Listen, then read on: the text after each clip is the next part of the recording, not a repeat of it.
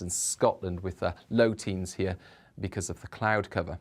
Any cloud and showers tend to fade away through the night, but I think there'll be a lot of cloud remaining by the start of Thursday, especially for northern parts of the country, with further spots of rain and drizzle.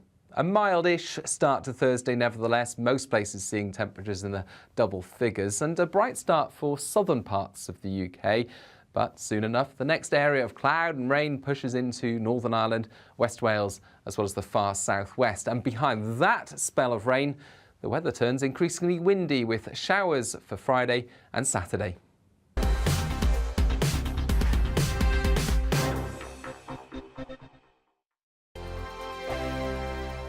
We are GB News. We're right across this great nation. On TV, On radio, on digital. Absolutely everywhere. We don't talk down to you. We embrace all voices.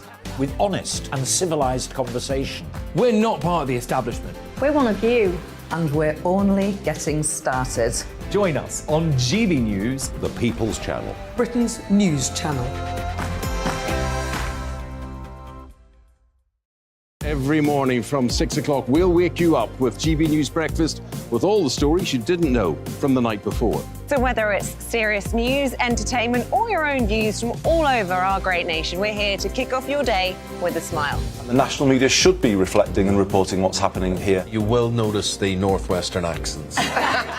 Whether you're with us on TV, radio, or online, every morning it's breakfast from 6 a.m. Hope you can join us. Join us for Ministry of Offence, the comedy panel show that's just like the news, in that the left fights the right and it doesn't really seem to matter who wins. We cover the big stories. It was in fact a troop of baboons and not angry vegans. I like that. And the really important stories. Fat naked cow gets stuck in swimming pool. it's a headline in a lot of local newspapers. Yeah. We're on the same team, Nick.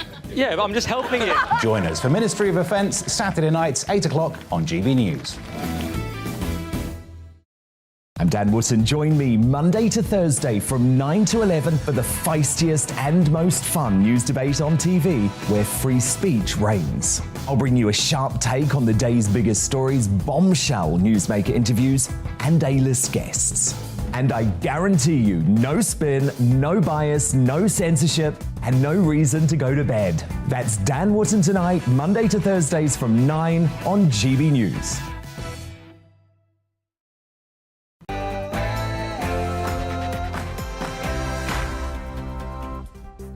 Hello there, it's 6 o'clock. I'm Michelle Dewberry, and this is Dewbs & Co, the show where we'll get into some of the things that have got you talking today. Now, Boris Johnson, he won his confidence vote last night, so now it's time to move on. Surely, isn't it?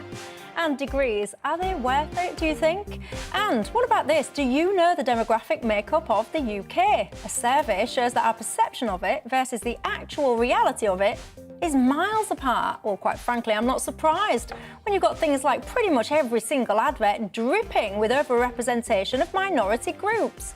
Why do they do that? And Scotland has introduced minimum unit pricing for alcohol. The purpose of that policy was intended to stop people buying cheap, high-strength plonk.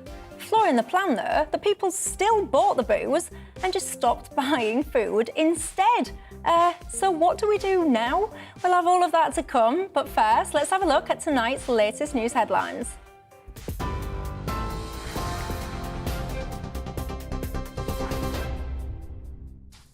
Thank you. Good evening. I'm Miranda Shunker in the GB newsroom.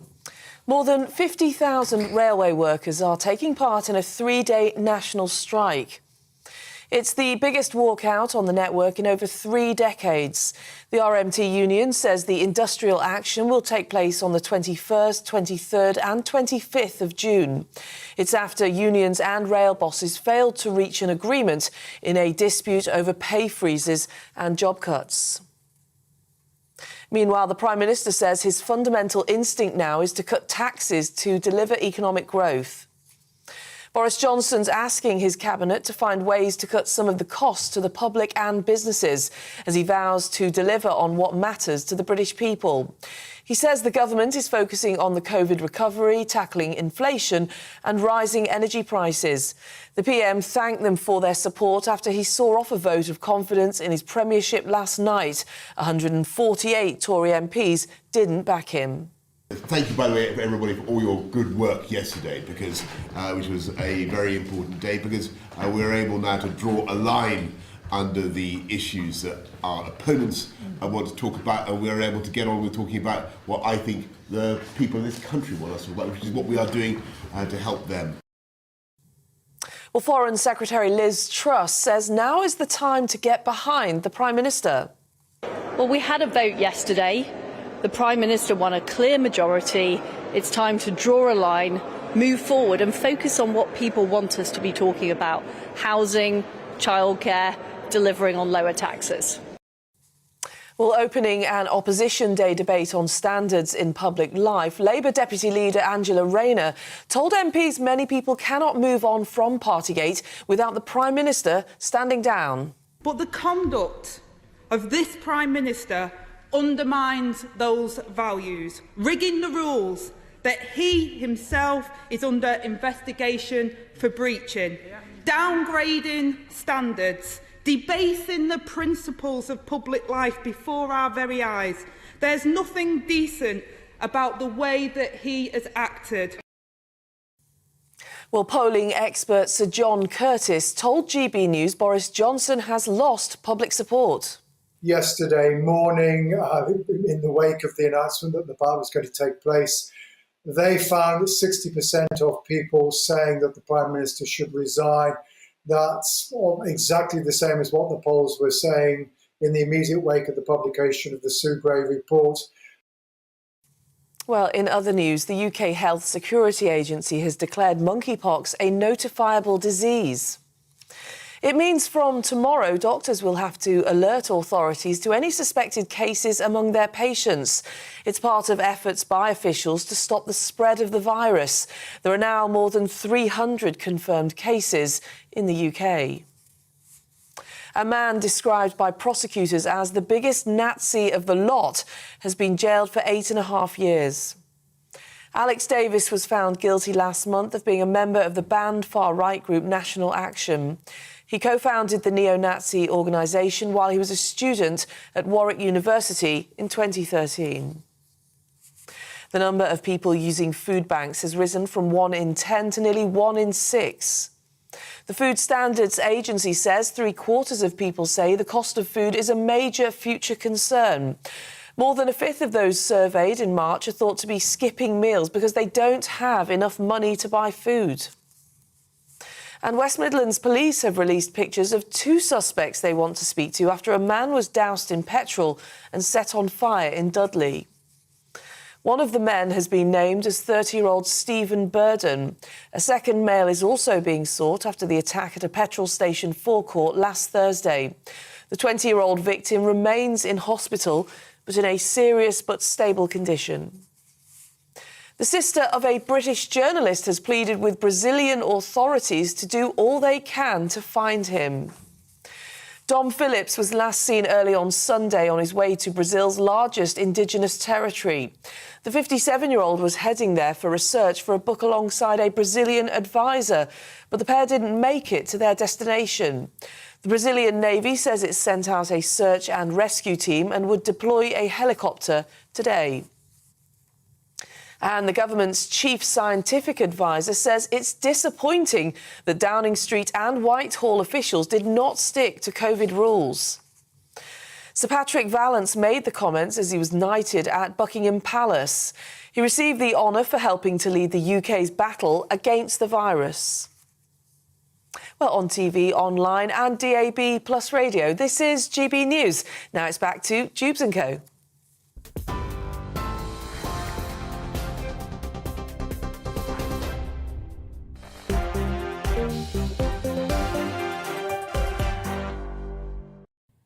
Thanks for that. Well, let me start by asking you something that I think is quite simple.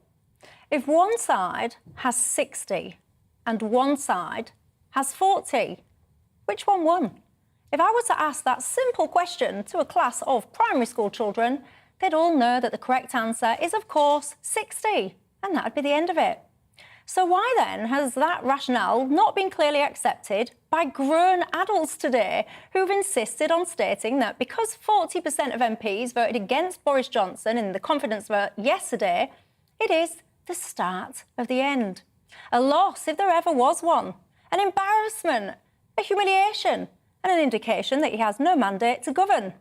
Some Labour MPs too have been falling over themselves to say that the 40% vote against the Prime Minister almost indicates that he and the Conservative Party have failed or are not fit for office.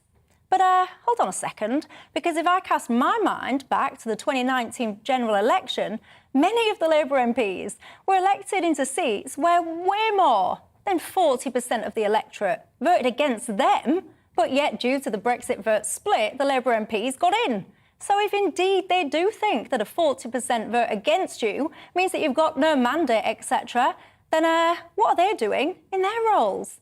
You see, so many people, all they seem to care about these days is their own self-interest. The media, for example, will drag out this story for weeks to come. Speculation, is there going to be another vote? Yes or no? Will they change the rules? How's it all going to work? All of that, of course, will be done for their own clicks and eyeballs. The opposition, well, they'll be doing the same thing, but to secure power for themselves. And as for the self-indulgent rebel MPs, many of whom, by the way, wouldn't even have their jobs if it wasn't for Boris Johnson, well, you guessed it, they'll be doing exactly the same. So the losers in all of this is us, the electorate. Because what we need right now, irrespective, by the way, of your political persuasion, is stability, and for this country to move forward once and for all. If we want to change our leadership, we've got a general election in 2024. So I'll end, as I began, with a reminder that if you have 60 and 40, 60 is the winner, and that, my friends, is the end. If you're still struggling with that, then I politely suggest that you go and speak to a 5-year-old.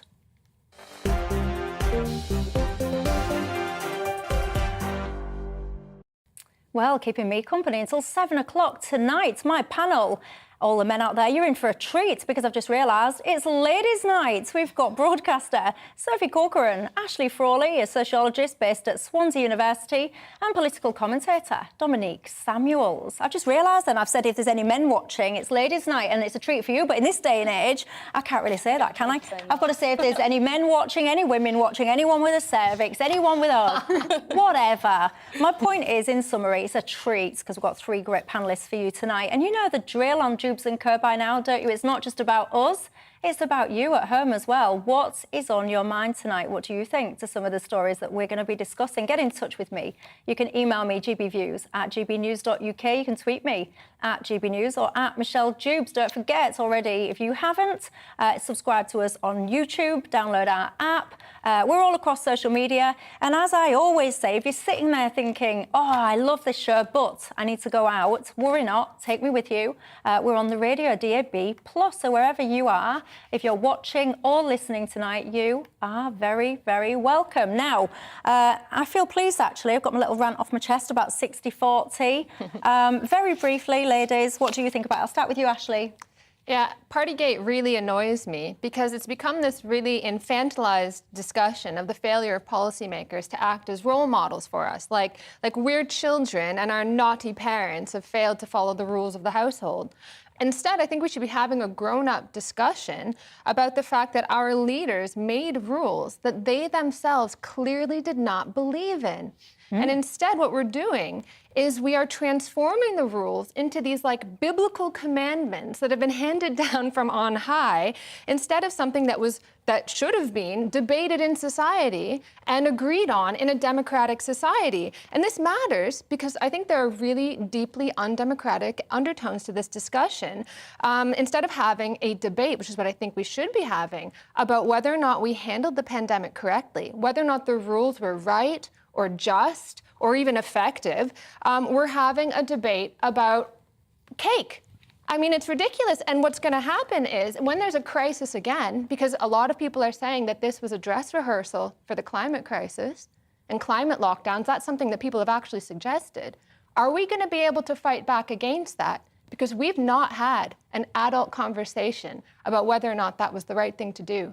Monique? Yeah, I mean, I agree with all of that, but I think just to respond to what you were saying specifically about 60-40, I think the issue is that even by the government's own estimation, they were hoping for under 100 MPs to vote against the Prime Minister, and the fact that 148 MPs voted against the Prime Minister, up to 75% of MPs that aren't on the Prime Minister's payroll voted against him. You can say it's just, you know, people being self-indulgent. I thought it was a secret ballot, so how do you know did what?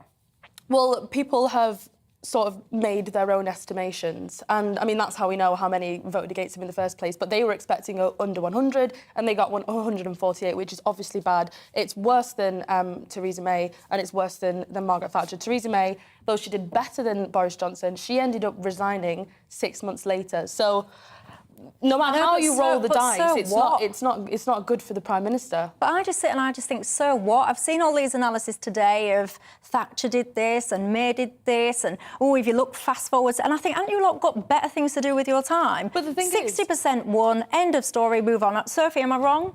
Well, I actually think it was probably a loss for everybody, but no bigger a loss for the party itself. I mean, what were MPs thinking of trying to oust the Prime Minister in the middle of the cost of living crisis when there's a war in Europe and we've got two crucial by-elections coming up? Nobody wants to vote for a divided party. And it was a massive own goal, a really bad decision by opportunistic MPs that are completely misguided and they've been led adrift by their own egos. And what's more important is that the Northern MPs specifically, I know Deanna Davison did vote against the Prime Minister. Because they're on the verge of losing their seats, that's why. If it wasn't for Boris, but they're on the verge of losing them because of him, though.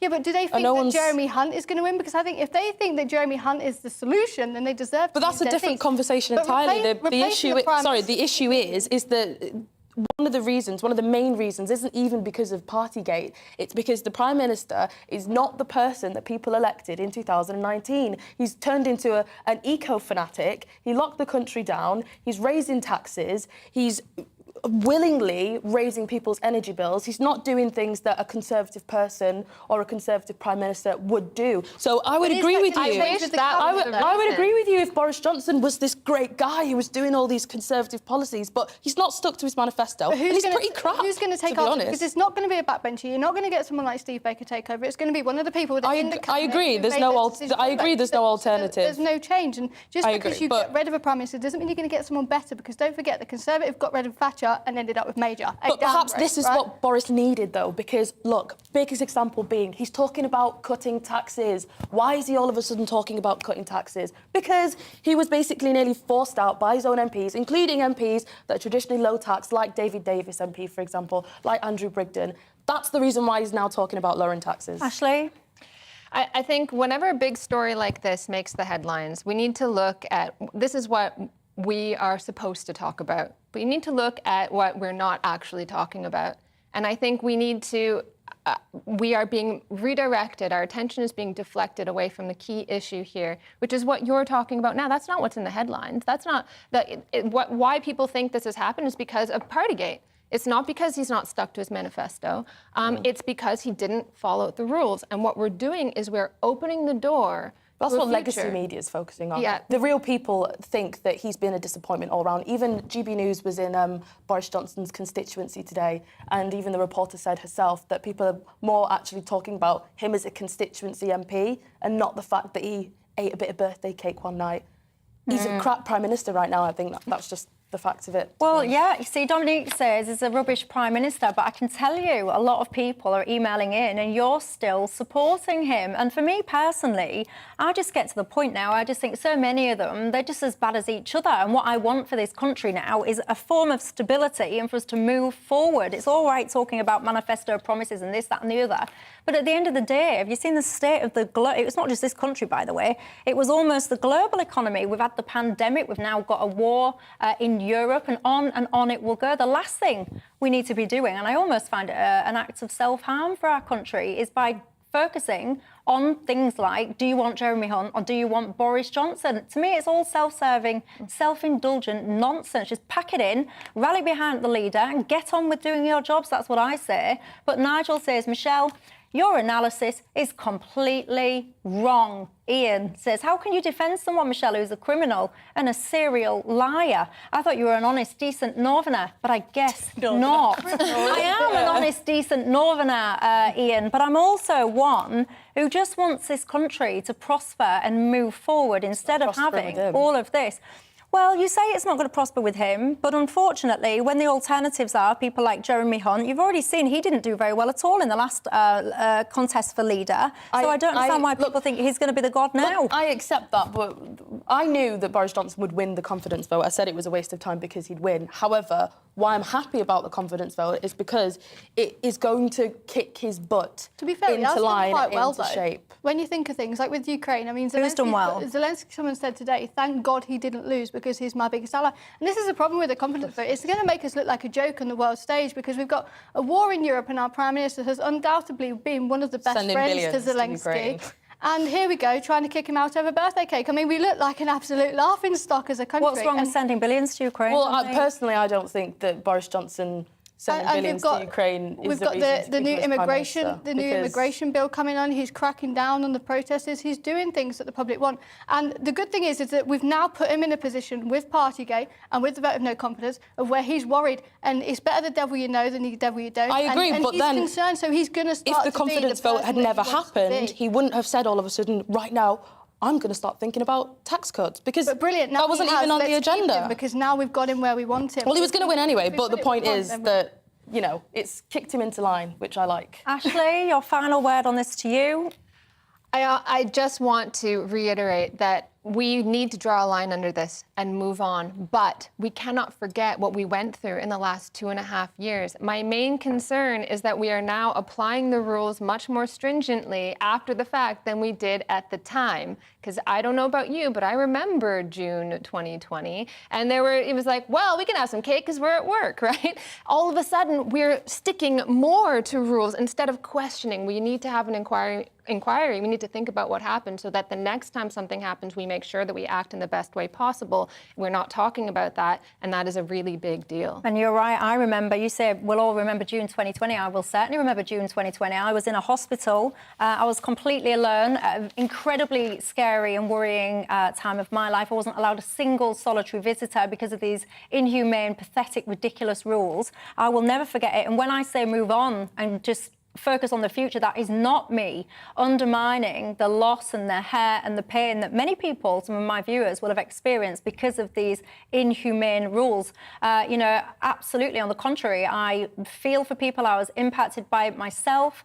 I just almost kind of separate the two now and just want us to move forward for the good of the country. And by the way, I see today, you might have noticed this, that monkeypox has been designated a notifiable disease. I've got to tell you, people were looking for something. You know, this is the next thing now. I tell you, it does not wash with me, ladies and gentlemen, all of this stuff, because I sit here and I can see, hang on just a second, I can see where this is inching and inching and inching.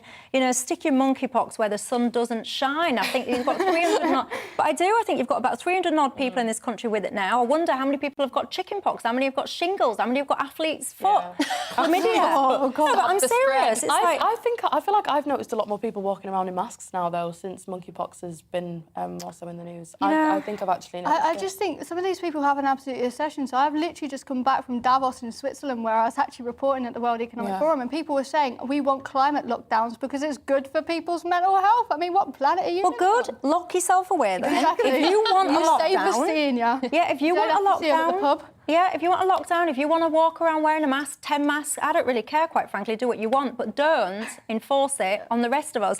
Anyway, I promised myself I would only talk for a couple of minutes about Boris. I wanted to draw the line and move on. I got a bit carried away. We've been talking about it for a good 10 minutes, so I'm going to draw the line and move on because it's the end of term for most university students. In fact, that's why we've got the treat of Sophie joining us the end of term. Get this though, currently 8 universities are under investigation for offering poor quality degrees on average. A student finishes their education, get this, with approximately £45,000 worth of debt, which kind of makes me think, have you all got degrees on this panel? Oh, yeah. Got a PhD. PhD degree, you're in a degree progress. I've absolutely not. You can probably all tell. The viewers can probably tell that the one without the degree on this panel is me. No. But Sophie, I've got to be honest, in this day and age, I think degrees, this desperate desire for pretty much everyone to go to university and get a degree, I think degrees are massively undervalued. I think lazy employers use them as a simple tick box filtering exercise rather than anything else. And I just think that they're losing a lot of their weight. Am I wrong? I would agree with you. And firstly, when you said only 8, because there should be a lot more than 8, let me tell you that now. But on that point, Tony Blair originally did the 50% university target to mask himself that he was improving social mobility, to pretend that that's what was happening. In actual fact, all it did was reverse it. And I'll tell you why, because now everybody has a degree. It's not something that makes the best of the best stand out anymore. It's almost a minimum requirement. So what's happening now is that students like myself are being filtered out based on experience. And who's more likely to get experience? People that are from upper income backgrounds and have been to private school and have the connections. So before, people from my backgrounds who are intelligent could have gone to university and got the top jobs without worrying about who they know. But now, because everybody's going to university and all that's filtering out is experience, it's actually elevated the upper class and the advantage that the upper class and the private school kids have over people from my sort of background. So in actual fact, it's done the opposite of what he intended it to do. I mean, what are you going to get with a fine art degree? I mean, a job in fine art. Well, if you're from a wealthy background, you might do quite a lot with a fine arts degree. Job in politics at this rate. But I think what happened here is they tried to use universities to solve problems that universities could not solve, which is exactly what you're saying. And so what happened was they looked, a lot happened, but they looked and they thought, okay, who moves up the social ladder? It's people with degrees. Ergo, if we give more people degrees, then more people will move up the social ladder. But I remember reading a study a long time ago that said if you were good looking, you were more likely to get raised out of poverty. So does that mean we should then make all poor people good looking and we'll end poverty? No, because the cause of poverty is not ugliness, right? But it's the exact same logic. Instead of changing the outer structure of society, investing in actually making things so that we have a strong economy, you just go and, oh, well, we'll just give everyone a degree and then we'll solve all these problems. But you don't. What you end up doing is you make it so that you need a degree to do a job that does not actually require a degree. Or does not even pay that well, I've noticed as well. It's a bit of a scam, and I think it's also an excuse to pay people not really that much, because really degrees are about attaining jobs with a title rather than attaining a job with any real value, which is really a shame. And I think that's partly why we have such a problem with skills, why there's such a large skills gap in this country, because we've convinced young people that what they need is to go to university when they may indeed not really be that academic. So they end up going to, say, a non-Russell Group university, doing a degree that employers won't necessarily be impressed by, and then they end up jobless and in debt. And instead, we should be saying to people, if you have practical skills, if you have vocational skills, you should be pursuing them and be proud of pursuing them rather than pursuing a degree. I mean, you said you didn't go to university. You're probably a lot more well off than a lot of people who did go to university and thought that that was the only way that they were able to succeed. I know, but I think what's happened, so for me personally, I left school with pretty much nothing. Again, won't be surprised. With people at home going, you can tell she's not educated. But I think in life there's more to education than just what letters or numbers or names you've got or titles you've got after your name. So my story, I left school with pretty much nothing at 16. I left a bit before I was 16, actually. And then what happened was I did what we used to call a YTS, an apprenticeship, and it was looked down upon so snobbily. There was so much snobbery. That's the issue. These are wonderful things, though. You can learn so much by doing. Exactly. Of course. It's state schools that are the worst, because I went to one of the worst state schools in the country. And the problem is that a lot of state schools now view the metrics of sending people to university as some sort of prize of success, and it's how they measure success, how many people they send to Oxford or Cambridge or whatever. In actual, all the fact that we're doing is tying thousands of students up in debt, and a lot of debt, to get a piece of paper that is essentially worthless. And that, in my opinion, is doing them such a massive disservice. But a lot of that is coming from the state schools, because they want to, promote their own school, and it's all about league tables and sending people to certain places, and all you're doing actually, they don't care about the students themselves. Yeah, and they don't care about education. It's actually devalued education itself, because the purpose of education always became something beyond it, because we don't actually believe in our society that knowledge is worth passing on to the next generation. We have a real doubt that our culture is worthwhile, you know, British culture is worthwhile, and you want to give it to the next generation, that sort of thing. That's kind of looked down on. And so university and education becomes about all these other things. And so students are there, and they're there because they want to get a job, and so they're miserable. Yeah, or it becomes about like something else, like, oh well, you're actually not going to get a job, right? You know, maybe we overpromised. It's about mental health. Yeah. It's about well-being. And then paradoxically, you know, when you're under stress because it's difficult, that becomes unbearable, because the whole point, you're told, is mental health. That's the purpose of your life and your own well-being. You feel stressed out. It's suddenly an existential crisis. We've done a real disservice to universities and to young people by making it all about something else. And I think at the same time, some students, I'm not saying all, based upon my experience anyway, some students see university as just a way of getting a job. So I've put myself in debt, I'm paying for this education, why aren't you able to get me a job? Do you worry about your levels of debt that you're in? I mean, for me personally, I've actually started paying back my student loan. I think that once you're actually out of it, it can look like a lot, and it is a lot of money, but really comparatively, I have to pay about 170 a month. It's not. Do you worry about student debt? Yes, and the only reason why is because I've paid £9,000 this year to get strike after strike after strike after strike, and some students. What does that mean? So our lecturers are just striking over and over the teachers and over striking again. So we're not even getting really what we're paying for. And now I'm concerned because the government have now decided to increase the interest rates on our student loan, and they've done that after 2 years of students not even being able to physically go to their university, and many of them having strikes. So not only did we not get the education that we were paying for in comparison to everybody else, we're now having to pay more for an education that was non-existent. I mean, we're paying effectively £9,000 for a glorified YouTube video. Yeah. That's what it was. And but don't you get a discount? So if your education is disrupted and you're learning distant... No, you don't. None at all, no. I don't want to throw my colleagues under the bus or anything. I think they had some valid reasons to strike, but it was really the wrong time to do that. I feel like, you know, I was part of a group that was really trying to get us back into the lecture halls, back into the classroom.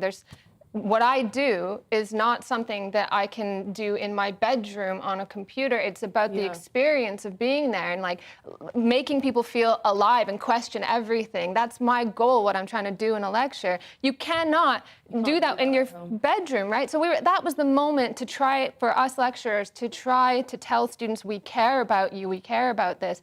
And unfortunately, I think that was probably the wrong time to strike. I feel bad saying that, but we needed to, and I do, like as a lecturer, I feel terrible for what you've been through as students. It's been terribly unfair. I think there's about 40 universities now that are planning a marking boycott, which actually means that students aren't going to be able to graduate. So not only are they striking, they're losing their lectures, they're not even marking their work, so they can't move on to the next stage in their life, whether that's a master's degree or a job. So they're holding our futures hostage for something that students themselves can't control. While still charging you the full fee. Though I must say that the university bosses else would have had to pay.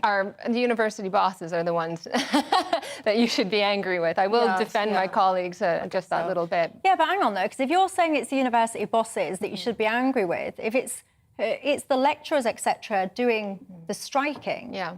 And what are they striking for? Is it pay and stuff like that? Pensions, massive cuts to pensions. And, what do you call massive casualization. So let me tell you what it was like for me during lockdown. I had a 2-year-old, sorry, she wasn't even 2, 20-month-old and a not quite 4-year-old. I taught 5 classes, 3 of which were new, and I ran a program. I worked all night long without sleeping. I did not sleep, like literally not sleeping, and I worked into the very next day. And I kept working with a 2-year-old and a 4-year-old, or you know, barely 2 and 4. That's what it was like because we were so understaffed. It was a massive disservice to the students because you got me half dead trying to lecture. So this is what people were pushing back against. But because you know, I feel it's a vocation for me, being a lecturer. I feel terrible that after 2 years of a bad experience, we then had to strike. And I think that was But when you unfair. say bad experience, just help me understand. When you say you've got a bad experience and you're striking, not you, but they're striking, for things like pensions, there'll be a lot of people sitting and here. casualisation. It's not just pensions. What's casualisation? So they don't hire people full time. They will hire people to come in and just do a few things. They don't actually hire, on low pay, they'll hire tutors to do things, for example. So they don't give out full-time contracts. So in the U.S., for example, it's a very common practice. You have, I'm sure you've heard of stories of adjuncts that sleep in their cars, that kind of thing. Of what? Who sleeps in the cars? Yeah, so they'll pay lecturers very, very low amounts of money to teach just single classes. So they will often teach at many different universities. Do you think university bosses really are going to listen to people like me? Because let me tell you, none of them have. Well, very few of them have. So why should we pay the price? Because ultimately, what would happen if you just didn't pay your money then? If we didn't go to universities, you wouldn't get a salary. If we weren't paying our tuition fees, people like you wouldn't be getting a salary. And yet you're burdening us with trying to tell these university bosses, help us out, who aren't going to listen to us. And the only losers in this are us, time and time and time again. And you're right, we shouldn't be paying the full cost, but people don't care. Students have tried over and over and over again to say, give us our money back, but they don't. So do you pay it in advance? No, so obviously it's our student loan will stay the same. So we'll still have to pay £9,250, regardless of whether you get half a year with no lectures or anything, because the government don't care, the universities don't care. The only people that are losing out are students. I would just say be careful about saying that it's a shame that we have to fight back. I know I feel bad for you. I understand that sucks. But this is a common thing that like professional middle class people will say, oh, but the poor students, they have to fight for these sorts of things. Whereas it's my job to represent you. I think it's important to, yes, when there is an injustice, that it's unfortunate, but you do have to stand up for yourself.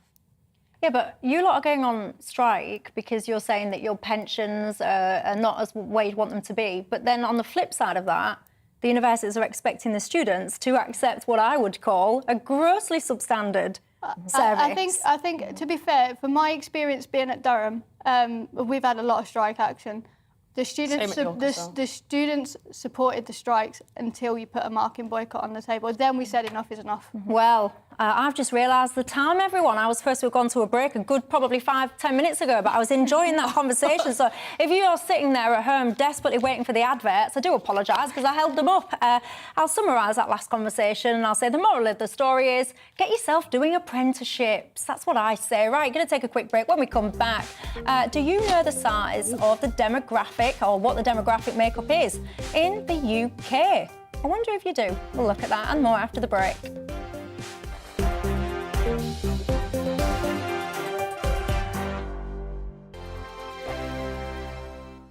We are GB News. We're right across this great nation. On TV, on radio, on digital. Absolutely everywhere. We don't talk down to you. We embrace all voices. With honest and civilised conversation. We're not part of the establishment. We're one of you. And we're only getting started. Join us on GB News, the People's Channel, Britain's news channel. Every morning from 6 o'clock, we'll wake you up with GB News Breakfast with all the stories you didn't know from the night before. So whether it's serious news, entertainment, or your own views from all over our great nation, we're here to kick off your day with a smile. And the national media should be reflecting and reporting what's happening here. You will notice the northwestern accents. Whether you're with us on TV, radio, or online, every morning, it's breakfast from 6 a.m. Hope you can join us. Join us for Ministry of Defence, the comedy panel show that's just like the news, in that the left fights the right and it doesn't really seem to matter who wins. We cover the big stories. It was in fact a troop of baboons and not angry vegans. I like that. And the really important stories. Fat naked cow gets stuck in swimming pool. It's a headline in a lot of local newspapers. Yeah. We're on the same team, Nick. Yeah, but I'm just helping you. Join us for Ministry of Defence, Saturday nights, 8 o'clock on GB News.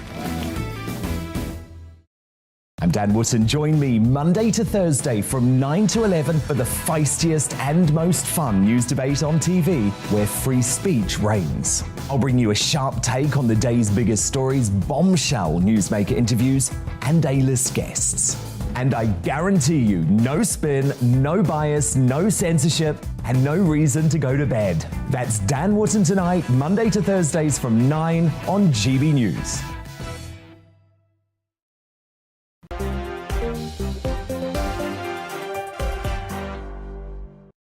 Hello there, I'm Michelle Dewberry. This is Dewbs & Co. Keeping me company until 7 o'clock tonight. My panel broadcaster, Sophie Corcoran, Ashley Frawley, who's a sociologist at Swansea University, and political commentator Dominique Samuels. Now, did you just enjoy the adverts there? Do you watch adverts? Is it a favourite pastime of yours? If you do indeed pay even a casual interest in adverts, you might have noticed, or you might be forgiven in thinking, should I say, that everyone pretty much in the UK is part of some blended, multicoloured, gender-fluid, God knows what sexuality family. With that in mind, then, it's no wonder that a poll recently has found that most people overestimate the size of minority groups in the UK. I'll give you an example.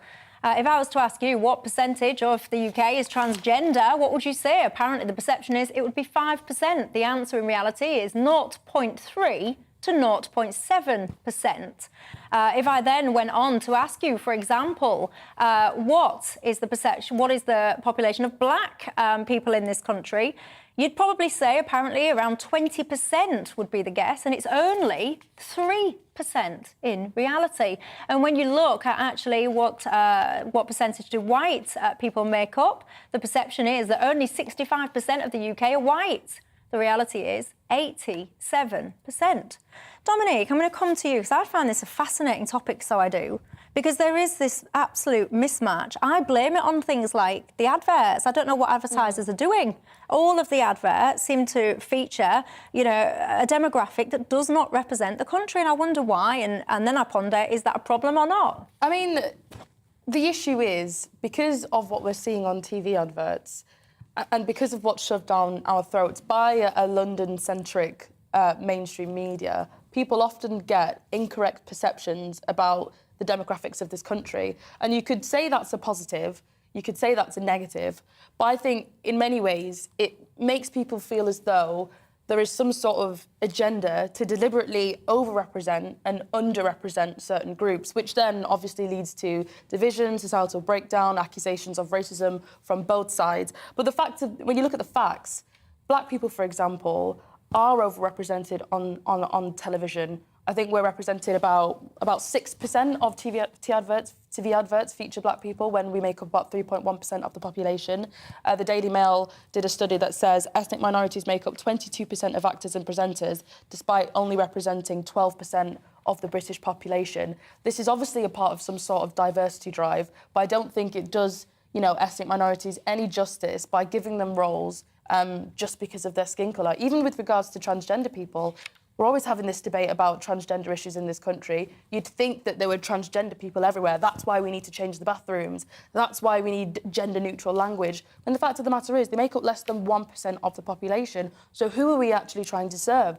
It's just left-wing people, I'm afraid, and woke people trying to find ways to pat themselves on the back, and it doesn't really serve anyone. Like, as a left-wing person, I actually believe in universalism, as left-wing people used to, that actually what unites us is more important than what divides us. That's gone. But I think what's important about this story is that if you look at the press release, they want to say that it's the woke media skewing perceptions of ethnic diversity. But this poll was asked of about 1,800 people. And I'd like to know where those 1,800 people were located, because what they're trying to say is you watch TV, viewer, and you can't be trusted because you see these things and you don't think about it. That's your perception of the world. But actually, if you live in London, if you live in a big city, actually these perceptions are not far off. Yeah, that's true. The poll said that people thought 14% of the country was Muslim. Well, 15% in London is Muslim. 45% is white in London. So it's actually not that far off. So you have to be careful. You have to be careful with this kind. Exactly, it is London-centric, but you have to be careful with this kind of thing because we call this a media effects theory, and it's often used as a justification for censorship because it says you viewers are too stupid to make sense of what you're viewing on TV. You voted Brexit because you saw a shiny bus. You know, you see adverts and you just act. You know, you're not a thinking human. You have to be very careful about these kinds of things. Yes, we're reeled in with this idea, oh, it's the woke media, but actually it's an attack on people, and it's saying, oh, we have to be careful what we put on the media because people are stupid and they can't think and they just imbibe what they see. When actually what's interesting about this is if you live in a city, that perception is not that far off. Well, do you live in a city? What do you think if you are in a big city and you watch these adverts? Many of you writing in, by the way, and say, Michelle, it's not just the adverts. Some of you are saying, what about the soaps? Apparently it's on the soaps. I've got to say, I don't watch soaps. Neither do I. But many people are saying it is. It's the soaps that are experiencing this as well. But anyway, if you're in a city, is it more reflective of where you live? Sophie, your thoughts? Well, I think it's all about missing context, because I do business, and one thing that a lot of businesses do are diversity reviews, and people look at them, and we were doing, I can't remember what our module was, but we were looking at a company and basically seeing how diverse it was. And people would immediately go, oh my God, there's only X amount of this sort of minority. And it looks bad on paper, yes, but when you actually look at what they make up as a percentage of the population, it makes sense. And not only are we giving minorities, thinking that we have X, you know, populating them in terms of over-representation, but also giving these people far too much power. I mean, ultimately, the trans issue is the biggest one. 0.7% of people in this country are trans, and yet we are sacrificing the health and the well-being of 50% of women to make them happy. We are giving minorities in this country far, far, far too much power because we've lost this idea of, you know, the majority rules, because apparently that's a bad thing. But ultimately we should be, when it comes to the trans issues, putting the majority first because, well, they are the majority. So I think this whole woke idea is trying to give minorities power because they don't want equality. Now what they want is sort of the opposite of that, where they want to leapfrog the other. So they don't want us on equal footing. They want the minorities to be privileged, right? So we're giving minorities far, far too much power than what they should have, which is skewing people's ideas of the proportion. Well, I am going to I'm going to stand up for the minorities, because I actually wonder, when you say, oh, the minorities want to leapfrog, they want to do this, I wonder, is it really the minorities? Because most of the minority people, if you look at some of the groups, they probably just want to, like we talk about trans and stuff, they probably just want to get on with their lives and just whatever. I think it's the speak on people's behalf. I don't even think it's the left. I think it's activist group who have got financial tentacles. Their objective in life, they've got financial objectives, financial kind of incentives to push these agendas, because without many of these agendas being pushed, these organisations would have no reason to exist. So I don't even necessarily think it is the minority groups. I think it's the activists campaigning on their behalf for their own financial gain. And also at the same time, when you focus so much on, say, your adverts, on your soaps, on the actors that you see behind, in front of the camera, you also forget that in terms of, say, black representation behind the camera, in terms of directors, producers, etc., black people are actually vastly underrepresented because of this surface level focus of, oh, you know, we need this many black people so that there's it's box ticking, when really tangibly maybe we should be actually focusing on things that are more important, like black representation behind the camera, but we're so focused on surface level issues they don't actually care that we forget. They don't actually care about the minorities. They just want the imagery of, oh look, we're doing great. And it's the bigotry of low expectations, I think, has been one thing that we see with minorities, is that people think, you know, you are trans, you are black, so you can't do it. You need us normal majority people to come and be your saviours. It's a saviour complex. And also these people don't need help. Part of it is it's a hangover from the past as well, because there was a time where, you know, to have ethnic minorities on TV screens, it wasn't something that was liked. I mean, even in America, say specifically, black people weren't allowed on the cover of magazines. They had to have cartoons instead. They weren't allowed to have their own faces on their own album covers, for example. It had to be a white person. So I think because of this sort of, you know, we term it white guilt, we're almost trying to overcompensate because of the sins of the past. But what that actually does is it gives us a skewed idea of the present, and it doesn't allow us to actually reflect on the mistakes we made in the past. Instead, we're just glossing over it and pretending none of those issues existed. Well, or the problems of the present are all rooted in the past. Exactly. That's another thing. Like, I'm Ojibwe, Indigenous Canadian, obviously mixed with white, very white looking. But that's the thing, is like, it's like when we joined in the trucker protest, it was like, what are you doing here? And it's like, well, we want to self-determine, we want bodily autonomy, we want to think about, you know, what goes inside of our bodies and decide for ourselves. And it's like, no, you get back. Literally, our Indigenous leaders said, you're needed in your communities. This is not your cause. Well, I literally don't get it though, because we want progress, and these groups say that they want progress, but refuse to acknowledge when progress has been made. So I don't. And do you know what I have a suspicion of as well? I think there's a big desperation to achieve equal outcomes in society. So, for example, if I've got 2 white people, I need 2 black people, I need 2 gay people, I need 2 trans people, so it's all equal. But I think when you strive for equal outcome as opposed to equal opportunities, then you're artificially manufacturing whatever that outcome is. And that, surely for me, is wrong, because I believe in equal opportunity for all. I absolutely believe in representation. I think it's key and critical and crucial and all the rest of it. But I just think sometimes we focus on manufacturing artificial outcomes, and I don't know who benefits from that. Well, I do actually. I ponder it's things like some of these organisations that I've just been mentioning. But let me know your thoughts on all of that. Coming up, by the way, at 7 o'clock, it's Nigel Farage. Nigel, good evening to you. What's coming up on your show? Good evening. I hoped I'd never say this, but I'm going to ask the question, is Brexit in peril? Keir Starmer, we've got the SNP, Liberal Democrats and now Tory Remainers talking about rejoining the European Union single market. We'll talk about that. We'll look at a film that depicts Fatima. She's the daughter of the Prophet, and it's led to protests outside cinemas in the north of England and the film being banned. What price free speech? And on Talking Pints, the former #1 female tennis player in the country and now TV presenter and star, Annabel Croft, will join me on Talking Pints. Oh, sounds good. I like that story about the film, Nigel. I've got to say, I find it fascinating. Blasphemy is what many people there are citing as being their problem with that film. The last time I looked, blasphemy wasn't even illegal in this country. Anyway, thanks for that, Nigel. We're going to take a quick break. When we come back, do you know what Never Never is? Are you going to put something on the Never Never? Do you know what I'm talking about or not? I'm talking about people buying things that they probably A, can't afford, and B, might not even have any intention of paying back. Is it still with us? Is it a problem? Something to be concerned about? The reason that I'm pondering this is because Apple have now decided that they're going to take the step to allowing people to buy something now and pay later. Is this a disaster waiting to happen? We'll have that after the break.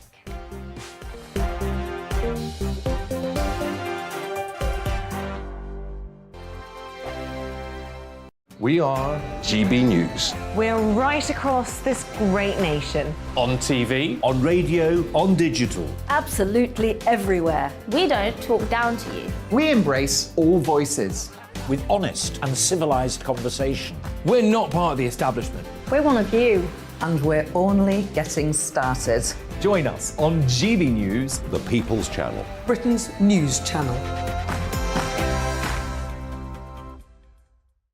Every morning from 6 o'clock, we'll wake you up with GB News Breakfast with all the stories you didn't know from the night before. So whether it's serious news, entertainment, or your own views from all over our great nation, we're here to kick off your day with a smile. The national media should be reflecting and reporting what's happening here. You will notice the northwestern accents.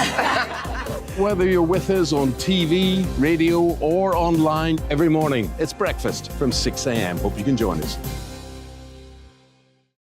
Join us for Ministry of Defence, the comedy panel show that's just like the news, in that the left fights the right and it doesn't really seem to matter who wins. We cover the big stories. It was in fact a troop of baboons and not angry vegans. I like that. And the really important stories. Fat naked cow gets stuck in swimming pool. It's a headline in a lot of local newspapers. Yeah. We're on the same team, Nick.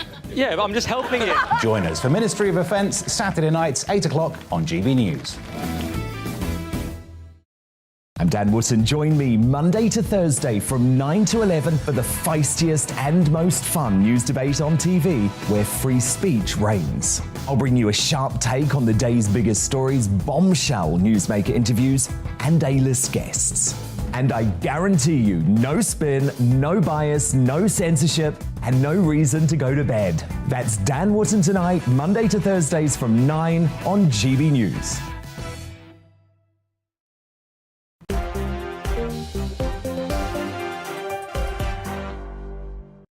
Good evening to you. This is Dewbs & Co with me, Michelle Dewberry, keeping me company until 7 o'clock tonight. It is Ladies' Night. We've got my panel broadcaster, Sophie Corcoran, Ashley Frawley, who's a sociologist based at Swansea University, and political commentator Dominique Samuels. Elizabeth has written in saying that us 4 women have made her proud to be a woman. That's nice, isn't it? It does make me wonder, though. We're still even allowed to say woman these days?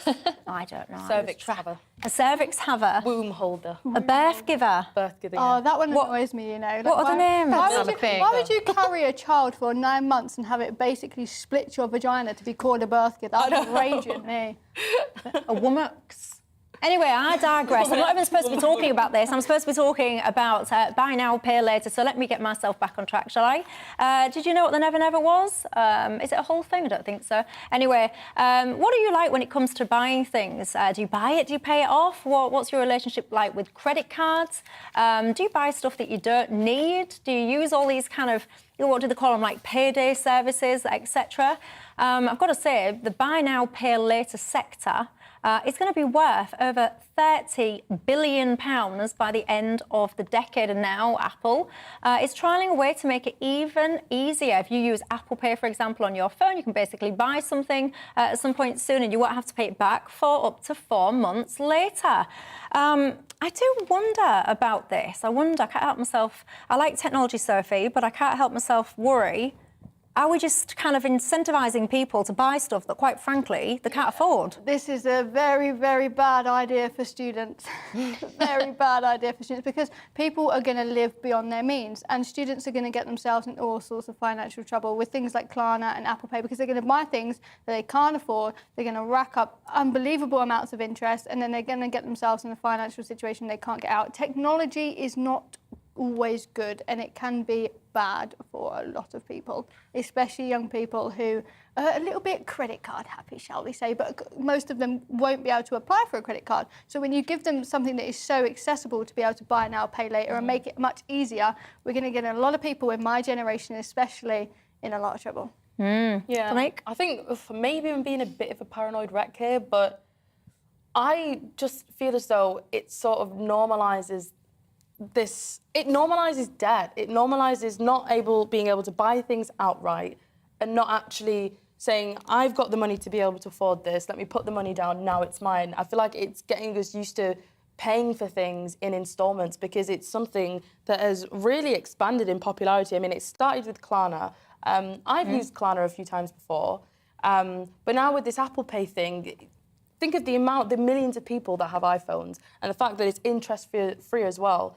Think about the amount of people that are going to willingly get themselves into debt, and it doesn't actually feel like debt because you're just tapping your phone. It sort of desensitizes us to the reality of money, and I suppose that does sort of tie into this sort of cashless society that is on its way, where cash is going to be a thing of the past. So, of course, paying for things in instalment through Apple Pay, through your phone, will be something that's completely normal.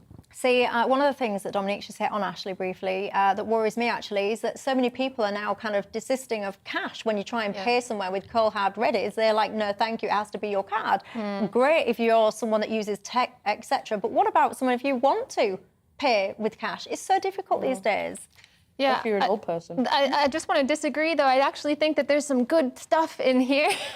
I think giving people the opportunity to own things is a good thing. And sometimes I think a lot of obviously it's debt and we have to be careful with debt. I understand that. But I just think some of the opposition is about, hey, you working class people living beyond your means with your cheap holidays and so on. These things used to be exclusive. And I think sometimes it's a suspicion that the good things in life are coming too quickly and too easily. No. And that's what worries me. I think it's all like, look, I can't afford a couch, but I need a couch. It's great that it's available in installments. That's different. You know, you're going to have things like cars that you buy on finance and mortgages that you buy on finance and things like sofas. I don't know, a person never bought a sofa, but you can buy it on finance. But now this is going to change it to where people are going to be buying clothes on finance and little things, especially young people that are really swept up within influencer culture. But to go back to what Dewbs said, yes, we have a cashless society and this is going to feed into it. And it's bad because look what happened with Prime Minister Trudeau.